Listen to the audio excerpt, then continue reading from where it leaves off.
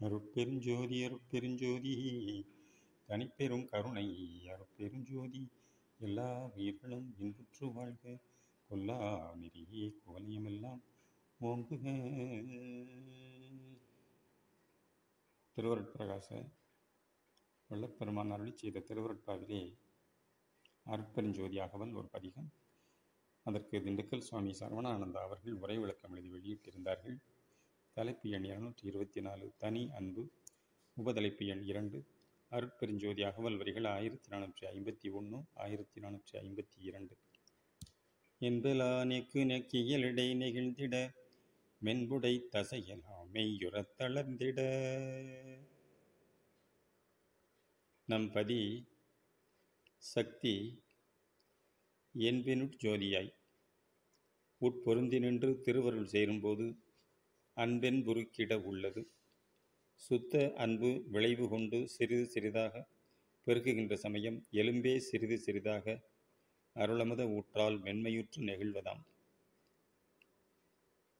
அருட்பிரகாசத்தால் உருகும் எலும்பு வடிவம் அழியா இன்புருவமாக விளங்க வல்லதாகின்றதாம். ஆனால் அருள் இல்லாத பிற காசத்தால், அதாவது காச நோயினால் உருகும் எலும்பு இழைத்து தேய்ந்து போக துன்பமும் அழிவும் ஏற்படும்.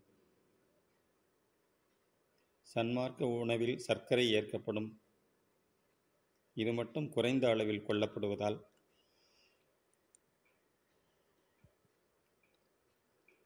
உணவாக விளங்கி பசியை தணிக்கவும் அகச்சுத்தியையும் புற மென்மையையும் சத்துவத்தன்மையையும் உண்டு பண்ணும். அன்புடையார்க்கு இதனால் பெரு நன்மை உண்டாம்.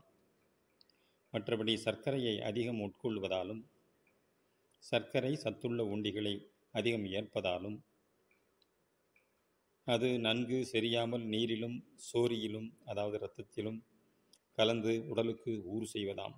சர்க்கரையில் பற்களையும் எலும்புகளையும் சில நாட்களுக்கு ஊற வைத்து பின் எடுத்து சோதித்து பார்ப்பின் அவை கடினத்தன்மை இழந்து இலேசில் உடையக்கூடியதாய் இருக்க காண்போம். இதனால் சர்க்கரைக்கு எலும்பை உருக்கும் தன்மை உண்டென்று அறியலாகும். இதற்கு மாறாக சுண்ணாம்பு சத்துள்ள உணவு மூலம் எலும்பும் உறுதி பெறுவதாம்.